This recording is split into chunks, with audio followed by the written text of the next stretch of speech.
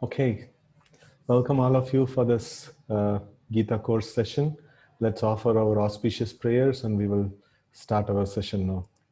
Om Ajnanatimirandasya Jnananjana Shalakaya Chakshurunmilitam Yena Tasmai Shri Gurave Namaha Shri Chaitanya Manobishtam Sthapitam Yena Bhutale Swayam Rupa Kadamahyam Dadati Swapadantikam Vandeham Shri Gurun Shri Yuta Padakamalam Shri Gurun Vaishnavamscha Shri Rupam Sagrajatam Sagana Raghunatanvitam Tam Sajivam Sadvaitam Savadutam Parijana Sahitam Krishna Chaitanya Devam Shri Radha Krishna Padan Sagana Lalita Shri Vishakanvitamscha He Krishna Karuna Sindhu Dina Bandho Jagatpate Gopesha Gopika Kanta Radha Kanta Namostute Tapta Kanchana Gaurangi Radhe Vrindavaneshwari Vrishabhanu Sute Devi Pranamami Hari Priye Vancha kalpatarubhyascha kripa sindhubhyev cha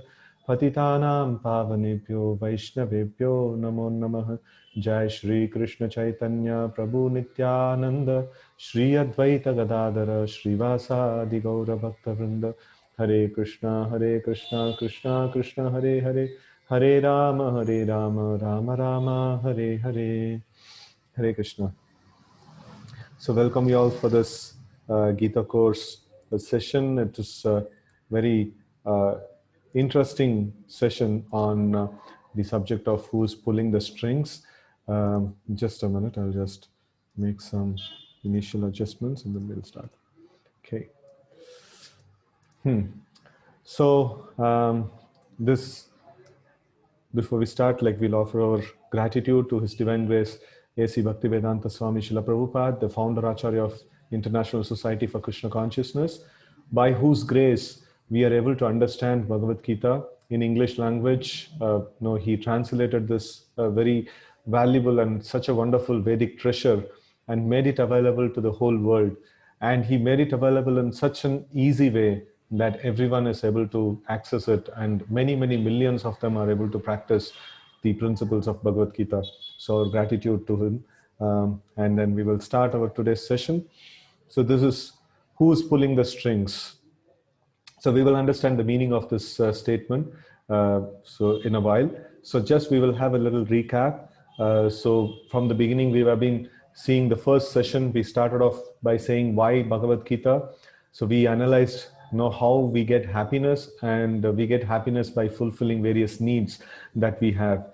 And then we analyzed that how even after fulfilling many of these needs, physical needs, emotional needs, and various different needs, still people commit suicide. Still they are not seeming to have complete satisfaction in themselves. So then we saw the need of spiritual need, and how Bhagavad Gita can completely satisfy the spiritual need of a person. So that is something that we saw. And then we also saw in the sessions that success formula. So the success formula in this world is to have Yatra Yogeshwara Krishna, Yatra Partha Dhanurdhara, Tatra Shri Vijayo Bhutir, Dhruva Nitir Matir Mama. So that is Sanjaya is telling in the conclusion of Bhagavad Gita. In fact, this is the last sloka of Bhagavad Gita. He's telling that wherever Yatra Yogeshwara Krishna, wherever Krishna is there, and Yatra Partha Dhanurdhara, wherever Partha or Arjuna or a devotee of the Lord is there, so Tatra Shri Vijayo Bhutir Dhruva Nitir Matir Mama. So he says that all opulence, good fortune, might, everything will be there in that place. So that's the success formula we saw. And then the root cause analysis of suffering that we saw in one of the sessions. So there we saw about the attachment to the temporary things, and comparison based on these temporary things are the root cause of all our sufferings. And the primary temporary thing that we are attached to is our body. The body is temporary. We will leave, or we will vacate this body at a certain point in time. And too much of attachment to this body causes a great deal of suffering. That's a root cause of all suffering. So then, understanding till this point, we have understood what is the success formula and then what is the cause of suffering. Then after that we saw about the art of work. So if I know who I am. I am the soul. I am not the body. I am not any of these temporary things. I am permanent entity. I am the soul. So then after understanding my identity, I need to know like what is my work that I can do, right? So if I have to do some work, first of all, my identity and my role should be cleared. So if I'm employed in a company, first of all, they should clarify my role. Am I a team player, or am I a manager, or am I a technical person, or a management person? Whatever it is, the role has to be clearly clarified. So that's the root cause analysis we saw. There the role is clarified that I am a spirit soul. I am not part of this temporary things. So then, how do I work? How do I go about doing my work in this place? So we saw about action, inaction, that is akarma, and good karma is punya, and then bad karma is papa. So all these three different things we saw. And then the forces that actually push us to work, kama yesha, krodha yesha, rajoguna samadbhava, mahashuno mahapapma vidyena mihavairinam. So we saw that force, that is like the lust and the desire for material enjoyment is what is actually pushing us to do different things, especially the bad work. So in fact, Arjuna asked this question, Atakkena prayuktoyam papam charati purusha. I don't want to do anything bad, but still I'm forced to do bad. What is that force that is pushes me? Krishna says, kama yesha, krodha yesha. So he says the material desires, the lust and material desires are the root cause or the forces that actually push a person to do bad work. And then we went on to see like, do I need a guide? So there, it's a very, very important subject. In fact, it's a subject. If we understand this, we will make a lot of we will be able to see the world in a very nice way, and we will be able to be in this world in a very nice way, actually. So we saw about the knowledge. The guide means, why do I need a guide or a teacher? To gain knowledge. So first of all, we need to define knowledge. What is knowledge? Then after that, we can actually go about like taking a guide. So the knowledge means sense control. We would have seen there about वाचो वेहम मनस क्रोध वेहम जीवा वेहम उदरोपस्थ वेहम एतान वेहान यो विसहेत धीरा सर्वम अपीमाम पृथिवीम ससुष्यात. So like knowledge, the sign of knowledge means one who can control the tongue, one who can control the urges of mind and anger and urges of belly and genitals and things like that. So basically sense control. Sense control is a very important thing. And then character, matravat paradareshu, lostravat paradraveshu, Atmavat sarvabhuteshu, ya pashyati sa pandita. So, who is a person who is considered to be knowledgeable or a pandita is a person, like matravat paradareshu, like to consider other women other than one's wife as matravat, to consider them as mother. And then like lostravat paradraveshu, others' property as a garbage, right? So garbage means we don't mind if wherever garbage is there. If we are walking in the street, there are some dust particles in the street, we don't mind much. So that should be the attitude towards others, wealth. And then Atmavat Sarvabhuteshu, feeling others' pain and then reacting to others' pain, right? So that is the character, that is the way a knowledgeable person is. So knowledge is not accumulation of lot of data, in the head. So that's what is defined as knowledge in the modern sense. But in the Vedic sense, knowledge means sense control, knowledge means character. These are the things which are considered to be knowledge, right? And then sense control, directly sense control is very difficult. We would have seen this example of jumping off the cliff. So when we are jumping off the cliff, there are different stages are there. One is I'm standing on the top of the cliff, I'm taking a call, now I have to jump. So, and then I pass through the altitude A, altitude B, altitude C. So I cannot reverse these altitudes. I can only change my decision before jumping. And what is this jumping aspect? Dhyayato vishayan pumsa sangatheshu bhajayate sangat sanjayate kamat krodha vijayate. Right? So dhyayato vishayan pumsa. When I meditate on the objects of the senses, when I meditate on good, beautiful things or things that can actually gratify my tongue, things that can gratify any of my senses, the more I meditate on it, I am going to do it. It's just like the moment I meditate on the objects of the senses, I have already jumped off the cliff. the senses getting actually engaged in the sense objects is just time is separating that. It's I'm just going to do it anyways, right? So now sense control is difficult. It is not on the point of engaging with the objects.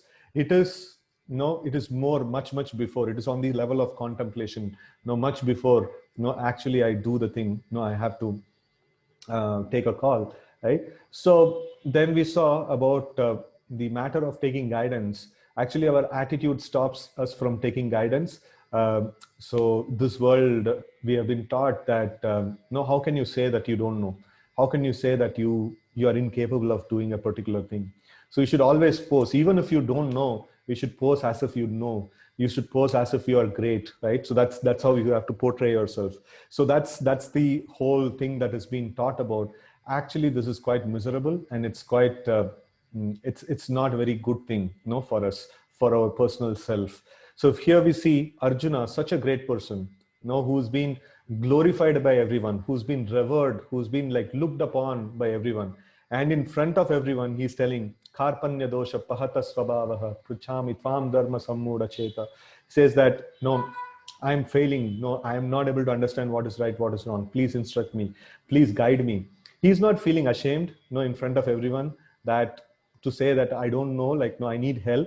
So this is something really amazing. Actually, great people, they seek guidance, they take guidance, and that's why they are great. No, it's not that greatness is not to hide our weaknesses, and greatness is not just to post that I know things, right? So greatness is to admit that I need help. If I can be helped in this thing, I can do something better.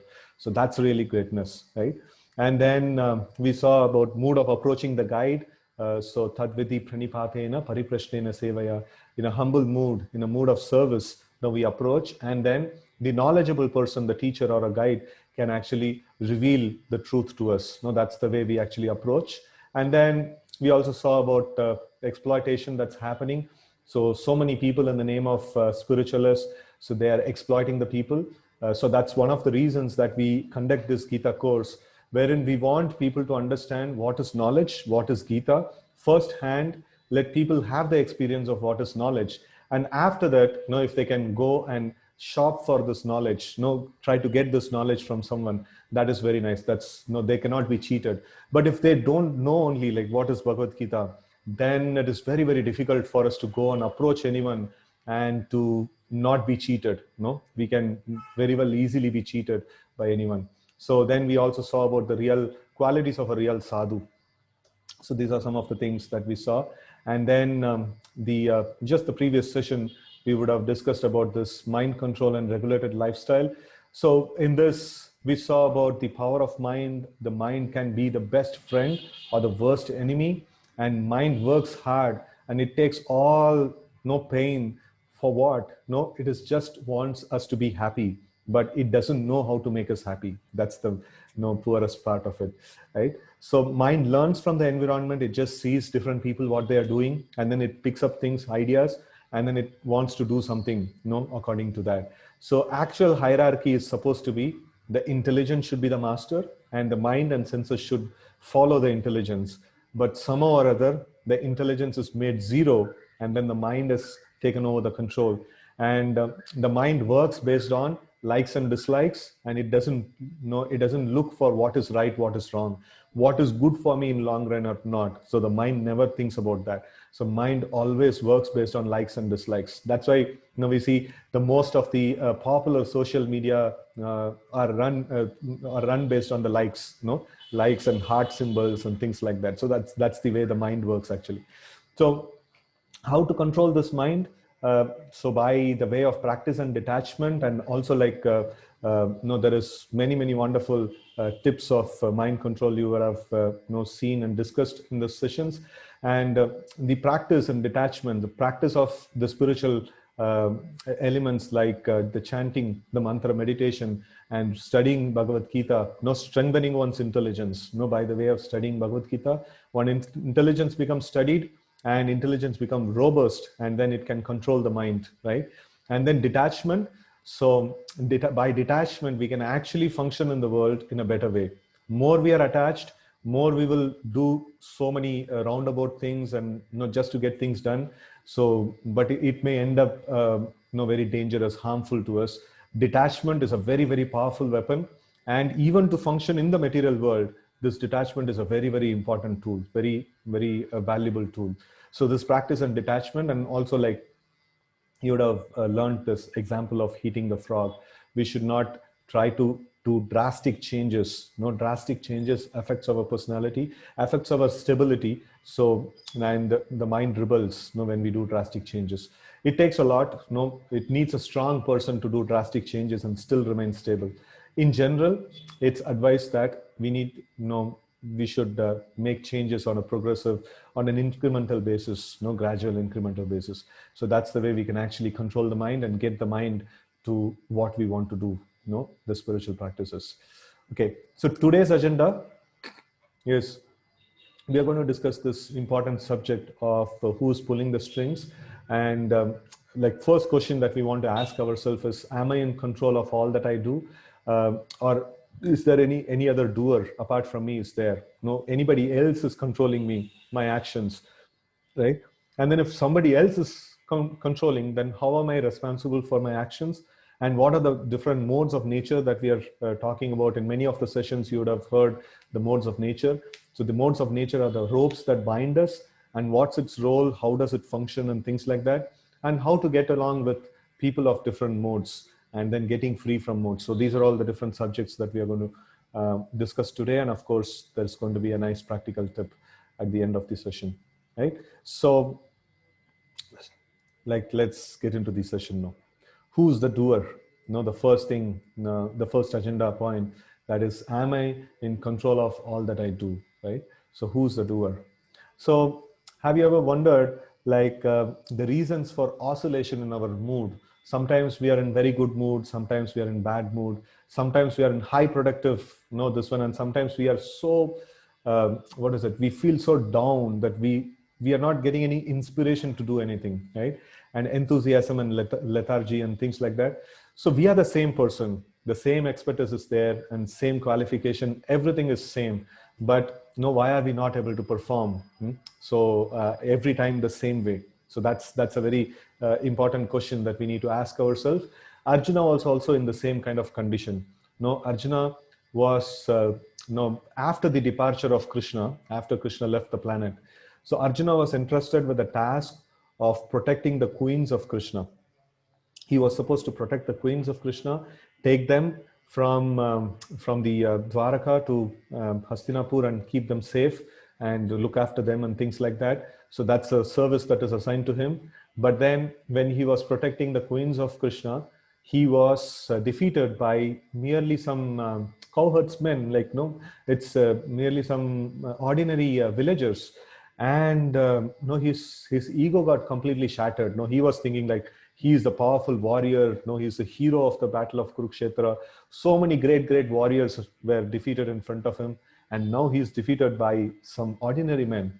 And no, he's a superhero, but then no, he had to meet a defeat like that. So then at that point in time, Arjuna speaks something that's very important. That's very nice. So it's from Srimad Bhagavatam. So this particular instance that I was talking about. So Arjuna is speaking this. Tadvai dhanusta Ishavasarato hayaste soham rati nrapatayo yata atmananti sarvam shanena tad abud asadisha riktam basmam hutam kuhakaradam ivotumushyan. So Arjuna is telling, I have the very same Gandiva bow, the same arrows, the same chariot drawn by the same horses, and I use them as the same Arjuna, to whom all kings offer their due respect. But in absence of Krishna, all of them at a moment's notice have become null and void. It is exactly like offering clarified butter on ashes, accumulating money with a magic wand, or sowing seeds on a barren land. Right? Okay. So the context may be a little different, but then the particular thing that we are trying to understand is that we are the same person with same expertise and everything, but then we are not able to perform the same way all the time. Now, what's the reason? What's the thing behind, right? So we have the same intelligence, knowledge, physical strength, everything is okay. But sometimes we can do wonders and sometimes we are utter failure. Now, why such an oscillation? Why such a huge difference in our performance that is happening? So am I in control? If I'm the same person, I should be able to perform the same way all the time. But no, it doesn't seem to be like. So am I in control? No, who's actually pulling my strings? Who's actually behind the scene, doing all these things? So this is something to be asked about. And now let's see from Bhagavad Gita what Lord Krishna says about this. Lord says, Prakrutehe kriyamanani gunai karmani sarvasaha ahankara vimudatma kartaham iti manyate. He says, Prakrutehe kriyamanani. Everything is done by these modes of nature. No, that's the subject today we are going to discuss. Everything. Prakrutehe kriyamanani gunai karmani sarvasaha. Guna. So mode of goodness, mode of passion, mode of ignorance. The three gunas. No, that's the subject matter of discussion anyway. So we will explore that more today. So gunai karmani sarvasaha. Ahankara vimudatma, only out of false ego, only out of ahankar and this vimudatma, this foolish living entity, thinking karta aham, no, I am the doer, no, karta aham iti manyate, he thinks that he is the doer actually. So, but then, no, in actuality, everything is done by the prakriti. The spirit soul, bewildered by the influence of false ego, thinks himself the doer of activities that are in actuality carried out by the three modes of material nature. Right, so that's the this one. So one should not be puffed up by the power of actions that he is able to do. No, it's all given by the prakriti. No, it's all enabled by the prakriti, and it can be taken off also. Right. So how Arjuna, he was telling that I was a great warrior, but then now my power is taken off. Now I am not able to do the same thing what I could able to do before. Right. So that's a very, very honest admission of Arjuna. So we should actually take it from there. And we see that here, everything is moved by the material nature. And then, we should be grateful to all that we are able to do, all the good work we are able to do, all the good intelligence and capacities that we have. We should always give credit to the Lord, right? So that because of his power, we are able to do it. Okay, somebody may ask, I have to be grateful for all the good I'm able to do. Then what to say about the bad things that I'm doing? So why am I charged for the bad things? Why am I responsible for the bad things? If Prakriti is doing everything, if the material nature is doing everything, so why am I charged for the bad things? No, why am I held responsible for that? That's a very important question that we need to see. Now, this is a picture which depicts the three modes of nature. We are literally like a puppet. The three modes of nature control everything in this world, and we are literally like a puppet in the hands of three modes of nature. Okay, so with this, now we'll get into the next important question. That's if three modes of nature are controlling everything, what's the role? What's my role in the whole picture? Do I have anything in any role in the actions that I'm doing, or everything is predestined? Everything is predestined, and some modes of nature are just using me as a puppet and then doing various things. Is that so? Is it the proper understanding? So let me see. Okay, you're not the doer, but you're responsible for your actions. You're responsible especially for your bad actions. You get bad karma.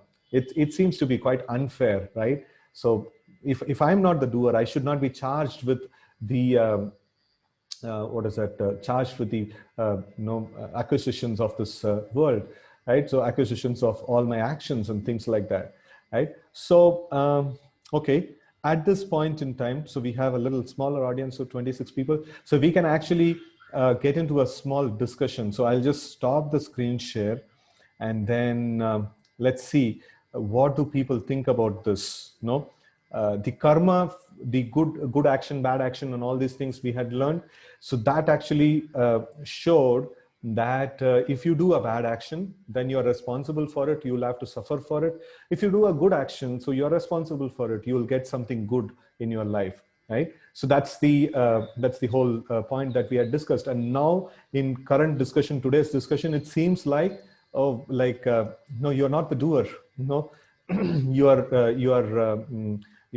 are helpless, and everything is done by the modes of nature, right? So somebody's asking, what are the three modes of nature? That's today's main subject. We will see that in short while. But then right now, I want this some inputs from the audience that how can we reconcile these two ideas, these two seemingly contradictory ideas in the Bhagavad Gita, that if you do bad, you're held responsible and you have to suffer karma, and at the same time Bhagavad Gita says that you cannot do anything, everything is done by the material nature. So any inputs or suggestions or some explanation for this anybody would like to give? You can probably raise your hands. You will not be able to unmute yourself. You can raise your hands, then I'll ask you to unmute. Raise hands. Okay.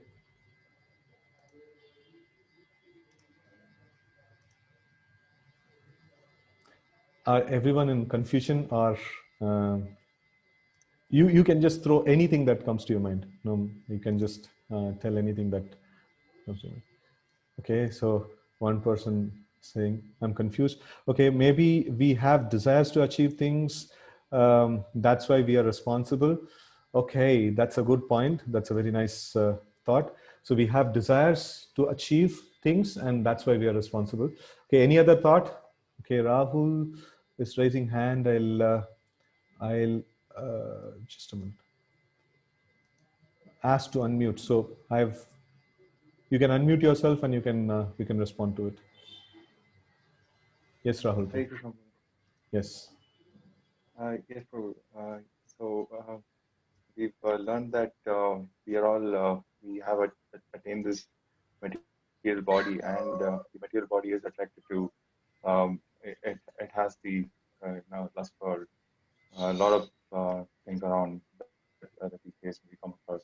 And so some of the it's all related to the sense gratification that we look for, and if we channel that in the right way, if we keep God as the center, then whatever we do, it'll always end up in for a good cause. Okay. So the main point here is, am I the doer, or no? Do I have any role in the actions that is happening here, or no? Or I don't have any role in the actions. So the karma logic says that you are held responsible for your actions. So then comes the aspect of you do good and you do bad and things like that. But then the Prakriti logic, the modes of nature logic, it says that you cannot do anything. Everything is done by Prakriti kriyamanani gunai sarvani karmani gunai karmani sarvasaha. So everything is done by the material nature. So how do we reconcile these two things? Okay, there is an answer in the chat box. We have to continuously do karmas till we are alive.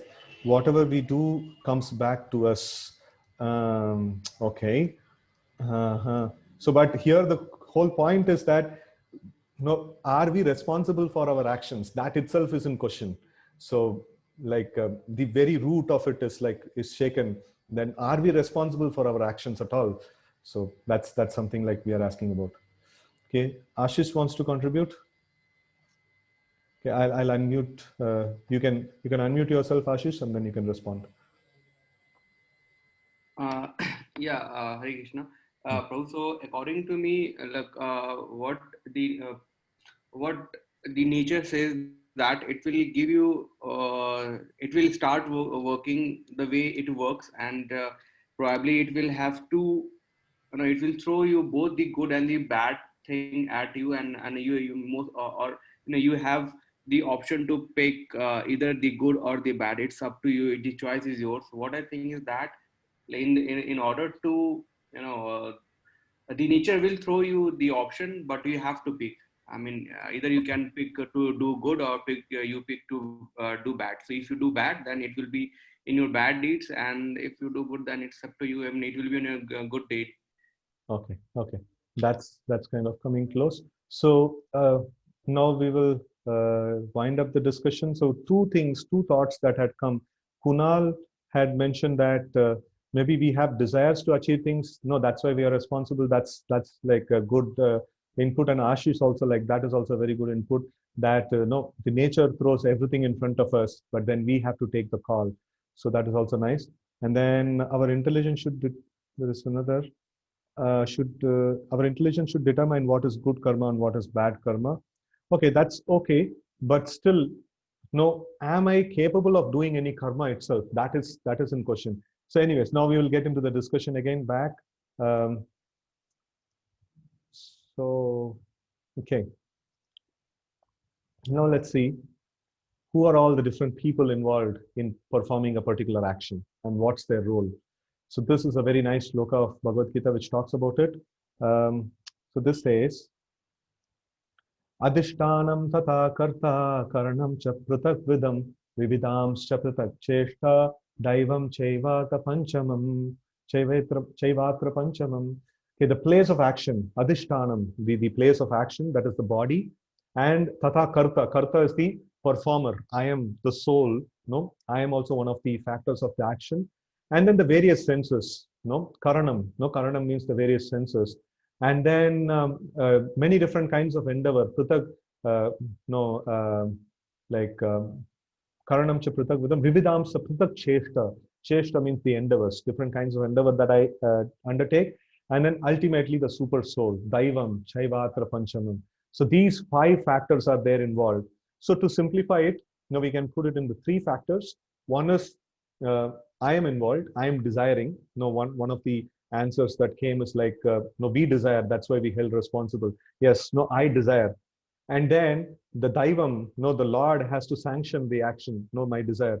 No, we would have heard that the man proposes and the God disposes, right? So we can propose things, but God has to dispose it. God has to put it into action. Otherwise, it will not come into action, right? So the I am there as the karta, and then the Lord is there as the sanctioner, and the material nature, the prakriti, is the execution point, right? So it's really very amazing thing. So now, if I want to raise my hand, no, I have to desire it. Lord has to sanction it, and material nature has to execute it. It is not that I am moving the hand. I don't have the capacity to move my hand. I have the capacity to desire that I have to move my hand, and then the Lord sanctions it, and the material nature executes it. Wow, this is really amazing. No, it's seamless management. It's not like a government office where you apply for something and then it goes on a snail pace and then the approval comes and then the things happen. No, this is ultra fast. No supercomputer in this world can do in this way, right? So that's the amazing aspect of the Lord's creation. He has control of every single action. Without the sanction of the Lord, not even a blade of grass can move, right? So we would have heard that thing. Yes, that's true. Everything is moved in this world by material nature, the prakriti, and I desire it, the Lord sanctions it, and the material nature executes it. And there is a complete control that is there, right? So this is also gives a lot of faith to us as the practitioners of spirituality, that nothing is beyond the control of God. No, God has everything in his control. Until unless he sanctions, nothing can happen. Nobody can become a very rich man without a sanction. Nobody can become a pauper, no, without a sanction. Nobody can enjoy no ultimate happiness, no amazing happiness in this world without a sanction. Nobody can suffer in this world without a sanction. Everything is completely under the control of the Lord. No, everything is within the sanction of the Lord, right? And this is the way the material nature actually functions, right? So now we will get more deeper into the material nature, the three modes of nature, how the modes of nature function. So before that, let's see how many people are trying to influence me, right? So we saw the environment that influences us, and then the mind and the senses, they influences us, and then intelligence is influencing me, and then modes of nature. Now it's a new topic now that's coming up. This is also influencing me, and this person who's speaking this Gita course, he's also telling you do this, you don't do this, you do chanting, you read and things like that. He's also trying to influence me. I know so many people are trying to influence me, right? So it's like, no, wow. So it's just like when we go to buy a product in the mall or a shopping complex, there are many factors that influences us. The family, they say like, no, this, we want that, and things like that. And the advertisements that we have seen and got exposed to, so they also make an impression, and they end up. Otherwise, like, why will these people spend crores and crores of rupees on advertisement? So that drives business for them. That actually gets people to take a call to buy your product. So in that way, like the family, the advertisements, the colleagues, bank balance, the bills to pay, and everything, all these factors actually put together, it influences. but then you take the final call. You take the final call to get something, right? So that's this one. I call my shots. No, probably the material nature is not probably, like, it's material nature is actually doing things, getting things done. No, but then I make the call saying that I want to go for it. Then the Lord sanctions it and the material nature executes it. And sometimes if I have to get some punishment, so then I don't take a call. Like, no, I've taken a call already when I've done my bad action, when I took a bad decision and I desired to exploit somebody. That time the Lord sanctioned it and then the material nature executed it. But because I exploited someone, I must also be exploited. That will come without my that will come without my desire, because I have already desired. It's a part and parcel, it's a package deal. If I want to exploit somebody, I'll be allowed to exploit somebody, but then the result of it is I will also be exploited. That is also part of the desire, right? That is also part of my desire to exploit someone, right? So this is how the package deal works. In this one, it's not that, no, I just want this product. No, I just only want this. No, if you take this, this will come with that. No, that's the problem. So anyways, so many factors influence, but we have to make the decision. We have to take the no call. The onus is on us. So it's very clearly mentioned. So these are all bad actions. If you desire like this, you will get an opportunity to execute that desire. Material nature will facilitate you that, but then it will also bring about the reactions to it, right? So that's how the whole thing is designed. So we have okay, so we had a brief about the intelligence, mind, and various things and all. So now what is this new things, the modes of nature? Already few people had questioned, what's this modes of nature? So let's try to understand that. So understanding the modes of nature, it's previously we had studied about the soul, the mind, the intelligence, the panchabhutas, the earth, water, fire, air, ether. So the constituents of the material creation. So these all we studied, and the science behind how all these things interact amongst each other. That's called the modes of nature. That's the in essence, in one sense, if you see Prakriti means material nature. Material nature involves the panchabhutas. Material nature involves the material mind and intelligence. Soul is spiritual. No, soul is not material. So all other three things are material in nature, right? So these three stuffs, just a minute. So these three stuffs, what we saw, this is material in nature. That's also part of Prakriti. But then a major part of the Prakriti is modes of nature. So modes of nature means it is the three gunas, the mode of goodness, passion, and ignorance. So they decide how to combine these things. No, they decide they are the factor by which all the interactions happening. Right. So, for example, if you see, if you're cooking, you can you can bring a pot and you can put all the ingredients within, and then you can put it on the stove as well. But then, will the cooking start? You have to light the fire. Once you light the fire, all the things interact with each other, and then nice preparation actually comes about. So that's the portion of modes of nature. That's the fire that's actually driving the whole world, right? So this is a very, very important subject matter. So let's try to understand this thing. Okay. So.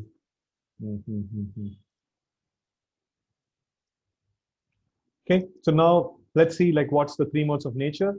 It is the goodness, passion, and ignorance. So these are all the three different modes of nature that is there. And how do people work in these modes? What kind of results they get? So let's see.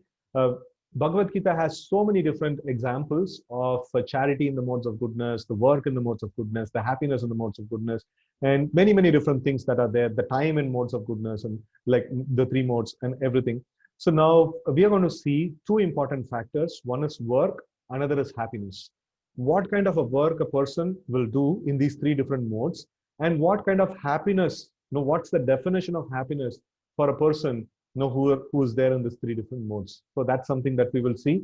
That's just a sample. It's our course is not the whole Bhagavad Gita. It's going to inspire you to go and study Bhagavad Gita. In fact, it is not possible just to explain entirety of Bhagavad Gita. It's just an ocean of, it's a mine of amazing things. If our course can help you to appreciate Bhagavad Gita and to find few gems of Bhagavad Gita, and which can give you a strong impetus to go back and study this great literature, that's a great success. That we consider to be a success. So this is our pride. No, this is the Bhagavad Gita is our pride. It's really, really an amazing literature. So we should try to study this literature, deeply, right? So now let's get into this thing, mode of goodness. So in the mode of goodness, as I mentioned, the work and happiness, we will see the definition of these two things in mode of goodness. So first is Mukta Sango Nahambadi Dhrityutsaha Samanvitaha Siddhya Siddhayor Nirvikaraha Karta Satvika Uchyate. So this says, one who performs his duty without association with the modes of material nature, without false ego, with great determination and enthusiasm, and without wavering in success or failure is said to be a worker in mode of goodness. It's an amazing definition, right? It's really very amazing definition. It says that a person who is trying to what is that without false ego, without attachment, and without wavering in success and failure, if he is trying to do some work, he is considered to be a worker in mode of goodness, right? So that's really an amazing definition here. So it's everybody likes it, everybody wants to be like this. When people get into task, like they want to be such a blissful person, not being affected by ups and downs of the activities and things like that. But then, finally they end up getting into various different problems, various different ways in which they are affected by these different modes, right? So this is the mode of goodness, where they are not wavering. They are for the cause, and my cause is to do this job, whether somebody performs well than me or somebody actually is not performing well, or I'm getting success or a failure, whatever it is. I have taken up this cause. I am going to do it at any cost. I am not able to see anything else apart from the cause in front of me, right? So that's something which is in mode of goodness, right? So that's something which is in mode of goodness. So now this is the kind of a worker is in mode of goodness. And let's see the happiness in mode of goodness. So this says, Yattadagre Vishamiva Pariname Amrutopamam Yatsukam Satvikam Proktam Atma Buddhi Prasadajam.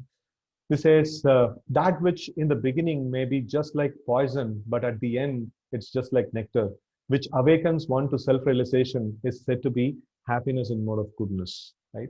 So now here we see that in the beginning it is poison, and then ending it is like nectar, it's like amrita.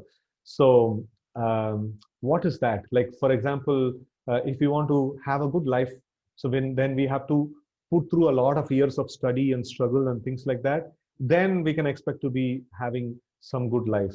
So if I want some happiness and I want it immediately, so then no, it's in the mode of passion that we will see later. So mode of goodness means before achieving anything, a person has a good attitude or a mindset to put his endeavor through, to put his hard work and then get the result, get the result at the later point in time, right? So that's the kind of happiness that a person in more that a person in mode of goodness gets. So he likes to put struggle in the front and then enjoy the results later. And the mode of passion that we will see is like exactly the opposite. That is, he wants to put the enjoyment now, no credit card, no, let me just use it right now and let me pay it later on. So that's like mode of passion. So mode of goodness means let me just first earn, and how much is there in my capacity, I will use it, right? That's some kind of a like similarity, like we can just see. But mode of goodness is much more than that.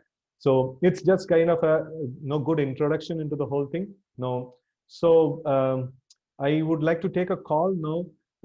Would people like to have some questions now, and we continue this session in the next week no further, because we have time till 8:15. So many wonderful things are there to come, like more. So we have the aspects of, we are going to discuss in the three modes, like what are the different things that we have, what are the ways that different people interact and work, and what are different kinds of people around us, and how these people are going to react and act with us and things like that. So many wonderful things are there to actually look at. And then how to get free from these modes. So these are all some of the things that are there. So if we want, we can actually have we can actually have a question answer session and then continue this later in the next session. So one is mode of goodness is good or passion. And please continue the session. Okay.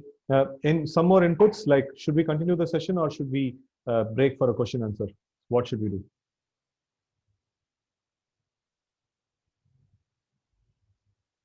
Hare Krishna. Any inputs you can? Question answers, please continue. We should take questions. Okay. 2 questions and 3 continue. So it's equibalanced. Questions.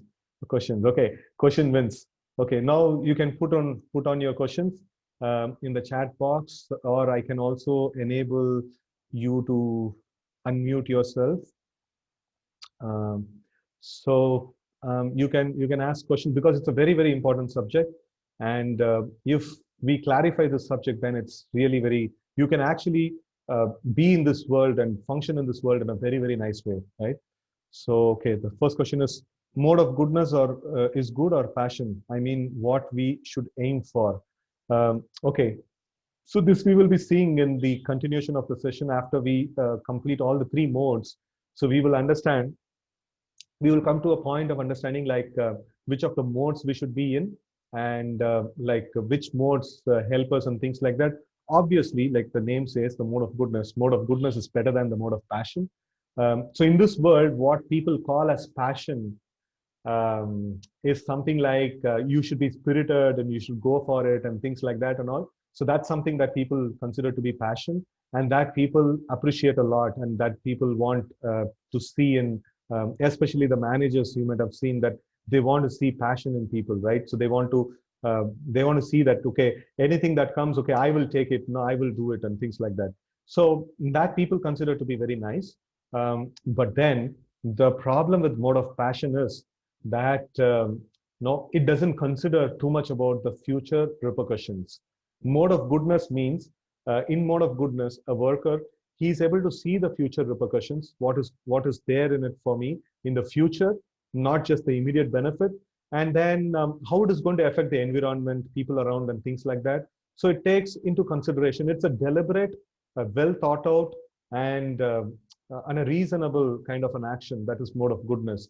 And passion means quite, sometimes it is like too extreme.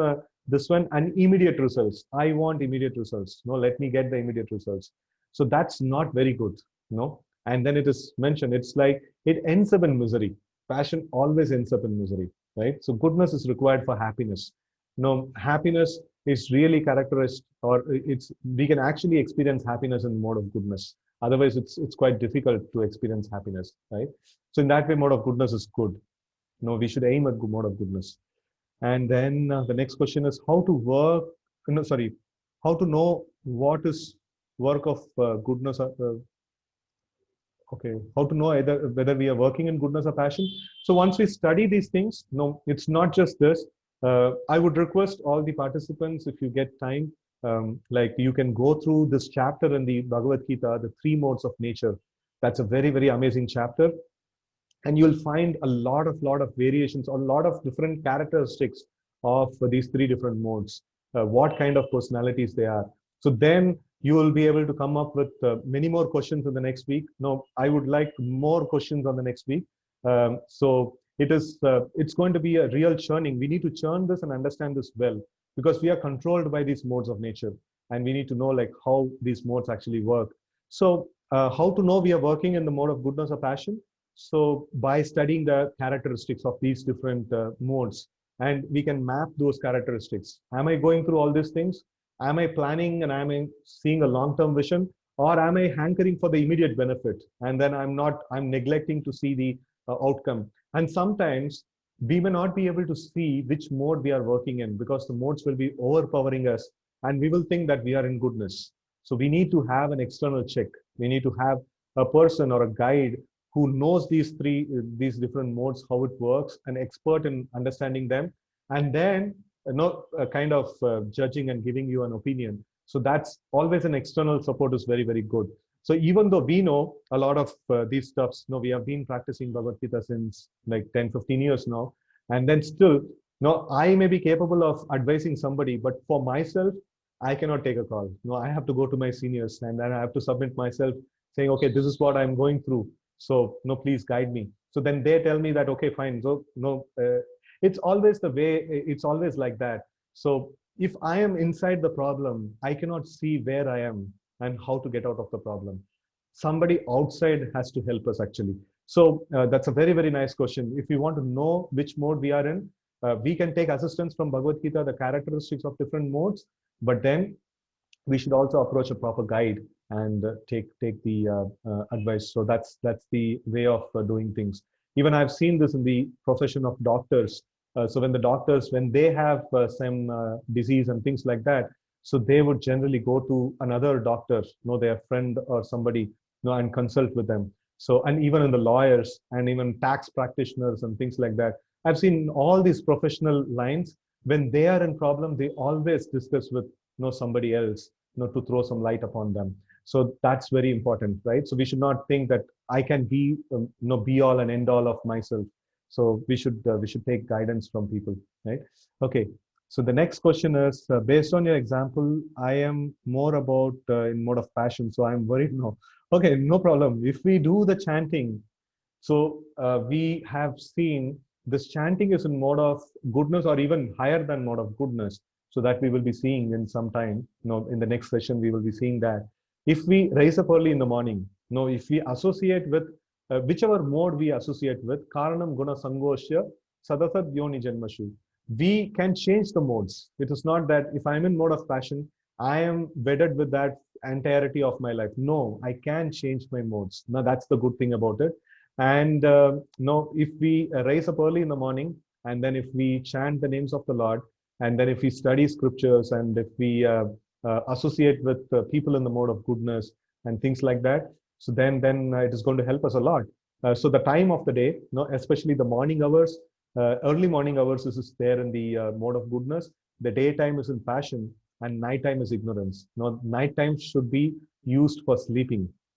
It should not, we should not be active during the night time. So then we will get the association of mode of ignorance, and that just pulls a person down. Completely, it just pulls a person down. So we should plan to be active in the early morning hours, getting up early in the morning and Brahma Muhurta time. So 1.5 hours before the sunrise. So that time, if we are active, so then after considerable period of time, we will acquire the qualities of mode of goodness. We can actually shift and change these qualities, right? And then, okay, so there is one question here. Please clarify how we are responsible for our bad work. Because we took a call saying that I want to exploit this person. So material nature executed, how to exploit that person. But then I took a call, I took a decision, to exploit that person. Lord sanctioned it and material nature executed it. Because I took a call, I am responsible for it, right? So why not the material nature be responsible for it? It didn't took the decision. No, material nature, no, you took a call, Lord sanctioned it, so the material nature just executed it. And then why the Lord is not why the Lord is not held responsible? Lord says, no, I am not responsible for all these actions. So no, we can say, okay, Lord is the one who's sanctioning. Then why is he not responsible? Because the Lord is telling in Bhagavad Gita that no, you cannot do things like this. No, you have to listen to me. But then if we choose not to listen to the Lord, and if we choose to do things on our own whims, then we are responsible for our action. The Lord says that no, if you want the good results, no, I am there. You take an advice from me, and I've given my advice in Bhagavad Gita. You take my advice, and then you will walk the right path. You will take the right decisions, and then I'll sanction, and the material nature executes. And still, you'll have akarma. You will not have any of this karma that is you're bounded with if you follow the instructions of the Lord. But if you make the Lord follow your decisions, then you are held responsible. So that's the thing of this particular this one. Hope that clarifies the question. If the question is not clarified, you can actually put down again this one. So can immediate results harm us? Immediate results, if we hanker for immediate results, generally we will tend to overlook its consequences, its future consequences. No, that's the harm that we are entering into. We have not calculated it. We have not thought about it. We are entering into something which we have not thought about it, right? So I'm just looking for the immediate result. and what is it going to do for my future? No, what's tomorrow? What's the repercussion I'm going to get because of that? So that is something to be thought about. And if I'm not thinking about it, it is a potential harm, right? So it is an unknown entity. No, it's something what's going to come in the future. It's an unknown entity. I'm not thought about it. I'm not planned about it. It can potentially harm me, right? So that's the problem of looking for immediate results. Okay. Ashish Prabhu is asking, if we are not attached to our work, what we do in this material world, if there is no sense of joy or happiness in what I do, without the sense of success or sense of achievement, how to keep ourselves motivated to our work? Okay, this is a very, very nice question. The motivation, the people in the Vedic times, they were also highly motivated people. They were doing really amazing things. Now, from where does the motivation come? So there are two factors that are there: the work, the quality of work, the cost of the work, and second thing is the result, my appreciation, how much salary I'm getting because of that work, what people talk about it, because of that work, and things like that. So I can choose either one of these two things. If I am attached to the cause of the work, so then I am not attached to the work in itself, basically. Like, no, attachment to the results of the work is considered to be very, very bad. No, and in Kali Yuga we are trained to do be like that. So actual Vedic culture is attachment to the cause. No, if I have to do the work, what is the cause behind it? No, it's the cause is so and so cause. Yes, I will be there for the cause. No, if what if you meet a failure in this whole thing? Oh, that doesn't matter. That's not there in my list at all. Even if it is failure or success, this is the cause, and I'm going to go for the cause, right? So that's the Vedic culture. So attachment means whenever we talk about the attachment, we are talking about attachment to the results of the action, right? Not the cause of the action. The cause is very, very nice. No, if the cause is for agreeing with the plan of the Lord and going with the plan of the Lord, and then I'm doing various activities in this world. For example, I'm taking care of my family. No, I'm working and I'm taking care of the family and doing various things, right? So if I think that what is the cause of this? Oh, if I take care of the family will take care of me later on. No, my sons and daughters and all these people, they are going to take care of me later on in my old age. And no, I'm investing everything because they are going to do all these things back to me. So this is a very miserable life because I am expecting what is it that I'm going to get back. But if I'm looking for the cause, right? So if I'm looking for the cause, I have somehow or other, I have got this family. Now I am responsible to take care of all these people, and this is my duty. I just simply have to make sure that all these people are taken care of in a nice way, right? So that's the attachment to the cause, right? So if the attachment is towards the cause, then the misery is no less. If the cause is also material, then the misery has to come. Spiritual causes will not give any misery. So, but then attachment to the results, it's very, very miserable. No, it's very miserable. And people are trained, right from the childhood, how much marks you have got. Have you come first? No, what about that person? No, he came first, and things like that. So why not we talk about, have you understood the subject? If you have understood the subject, whatever marks you get, it doesn't matter. Have anybody told like that? So that's something like Can this. can you hear me? Can you hear me? Hare Krishna. Yeah, yeah, yeah. Yeah. So there is a question. Okay, I'm like, I know that it's not a question and answer session, but just one question. Like a soldier who is like fighting a war in the border area. Okay, so obviously he has to be attached to what he is doing. Okay, and he has to be he has to take care of what could be the result if a war broke out. So in that case, a soldier performing his duty at border, and I don't know, obviously he's attached to his what he's doing. So is he wrong, or is doing wrong, or is doing That's a exactly I was right explaining. job, right job?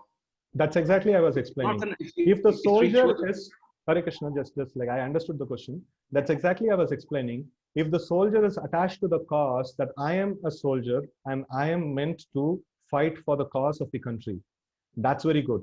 So that's not considered to be the attachment to the work. Attachment to the work, whenever we say this, it is attachment to the results of the work, right? So attachment to the results of the work means, if I fight this, will I get the stars on my shoulder? Will people appreciate me? And no, if this person, this soldier fights well, then he's going to get the credit. He's going to get everything. So why should I assist him, right? So if I have the cause of cause in the front, whoever is performing well, I will assist him and I will support him. If the cause is I have to be recognized as the best soldier, then I will hinder the other soldier who's performing well, and I will try to come up in the front, and I will try to put down, and I'll try to act in that way. So in that way, that's a cause of misery, right? So that's what we call it as attachment to the work. Attachment to the work means attachment to the results of the work, right? So that's the primary thing that you need to understand there. Hope that kind of clarified the question. And then can you please tell about uh, Sattvagun, Rajagun, and Tamagun? Yeah, that's what we are going to discuss in the next session. So next few PPTs, you are going to deal with that. And then the next question is, we put years of effort to build something with an honest intention to give something to society and family. Why God or Prakriti won't sanction that? Many people in the same years or efforts succeed, and why I don't? Because we have taken some calls in the past. So like, if we have some bad karma in stock, then we'll have to go through that. It is, if I have a desire to get something nice and I'm putting some efforts and things like that, definitely we will see the results for it. But then if we have a stock of bad karma in the pipeline, first that will come out. Then after that, the results for this probably, if you don't have any karma balance, then whatever you do, immediately you can see the results. But then if you have a lots of karma balance, generally that's the case. Most of us, we have a lots and lots of karma balance from many, many lifetimes, which needs to be exhausted. So that's why the endeavor and the time and things like that doesn't seem to match in all the times, right? So many of the times I put nice endeavor, but then I don't get the appropriate result. But I am getting the results of the karma which I have done in the past, in the previous lives. So that's the reason, like, we will have all this ones. Okay, I don't know what's my past karma then. Why now to me? You know or don't know, but then you have did it, so you have to go through that, right? So that's the this one. So we have did it, so we have to go through that. So if somebody says that, many times this happens, like you just go and park your vehicle somewhere, and the police comes and says you are charged with this offense. So then I say, like, no, I don't know. Like, when did I do this? No, you don't need to know. Like, no, our camera has captured it, and you just pay for it, right? So that's the way, like, the material police acts, and that's the way the karma also acts. Whether we know it or not, we have done it, and God cannot do a mistake, right? So what we sow, we shall have to reap. Yeah, that's the point. Okay, so I would encourage devotees or the participants to take advantage of our question answer sessions that is happening on the weekdays. Also, Thursday we had a question answer session, and that's also a good platform where we can discuss a lot of things. And then we can again get back next week for the continuation of the session, where we will have the other modes discussed in detail. And then also we will see how to get along with people who are in different modes, and what kind of things attracts different people in different modes, and things like that. And also finally, how to get out of these modes of nature, how to get out of the clutches of these modes of nature. So we will see them, and then we will conclude this particular session on the who's pulling the strings. That's essentially the three modes of nature, right? And I would appreciate if you can invest a little time on studying this chapter of three modes of nature from Bhagavad Gita. Our volunteers will send you the link for this chapter. If you have the physical book, that's very good. Otherwise, go through the link that our volunteers will send, and in that way you can actually the three modes of nature. We will send, yeah, chapter 13, three modes of nature in Bhagavad Gita. So that will help a lot, in understanding this subject, right? So now we will chant. We will just chant for a few, like 16 times, and then we will end this session here. Just a minute. I'll just share the screen and we'll get on. Okay. So let's get on to our meditation. Let's focus ourselves. Let's prepare ourselves. Let's invest all our consciousness. Let's invest all our thought process, meditation, everything to the sound vibration now. Let's chant the Panchatattva mantra once, and then Hare Krishna mantra 16 times. Let's invest all our capacities, all our concentration, everything on the sound vibration now, right? So let's meditate on this sound vibration. Shri Krishna Chaitanya Prabhu Nityananda Shri Advaita Gadadara Srivasadi Gaura Bhakta Vrinda. Now let's chant the Hare Krishna mantra 16 times with full concentration. Let's go.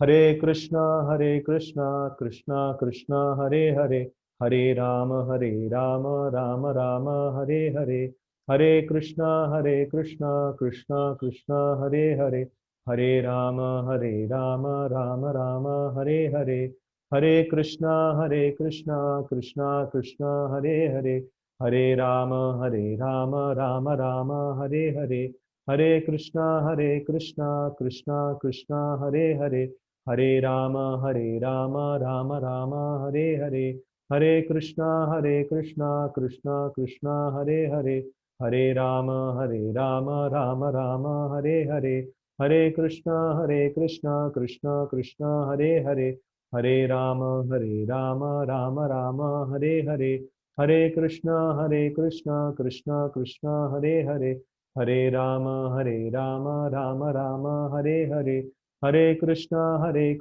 Krishna Krishna, Hare Hare, Hare Rama, Rama Rama, Hare Hare, Hare Krishna, Krishna Krishna, Hare Hare, Hare Rama, Rama Rama, Hare Hare, Hare Krishna, Krishna Krishna, Hare Hare, Hare Rama, Rama Rama, Hare Hare, Hare Krishna, Krishna Krishna, Hare Hare, Hare Rama, Rama Rama, Hare Hare, Hare Krishna, Krishna Krishna, Hare Hare, Hare Rama, Rama Rama, Hare Hare, Hare Krishna, Krishna Krishna, Hare Hare, Hare Rama, Rama Rama, Hare Hare, Hare Krishna, Krishna Krishna, Hare Hare, Hare Rama, Rama Rama, Hare Hare, Hare Krishna, Krishna Krishna, Hare Hare,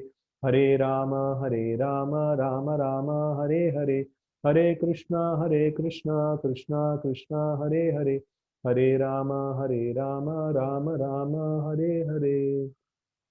Shri Krishna Chaitanya Prabhu Nityananda Shri Advaita Gadadara Srivasadi Gaura Bhakta Vrinda. Hare Krishna. So thank you all very much for joining for this session, and your wonderful participation gives us a lot of enthusiasm and encouragement that the young generation of this current time is giving a lot of importance to Bhagavad Gita, and they're trying to study Bhagavad Gita. That gives a lot of hope, a lot of enthusiasm to continue this seva. Thank you all very much. Hare Krishna. Hare Krishna. Srila Prabhupada ki jai. Hare Krishna.